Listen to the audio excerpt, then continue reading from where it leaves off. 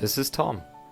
Tom is a teacher and would like to make his STEM lessons more creative, so he asks his colleagues in the teacher's room for advice.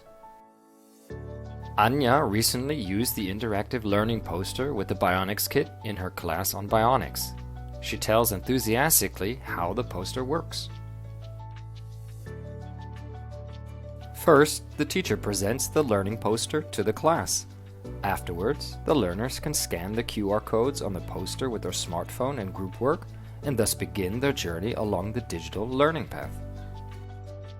The groups receive digital instructions as 3D animations for the analog assembly of the robot animal of their choice. They can choose between the chameleon, fish, and elephant. In addition to the poster, there are hint cards for each robot animal, with which the pupils can expand their knowledge of bionics. The teacher acts as a learning guide and supports the students. At the end of the learning path, the students have built a robot animal and can test its functionality.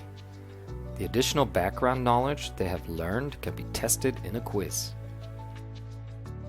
If all questions of the quiz are answered and the hint cards are put together correctly, a picture of the robot animal is created.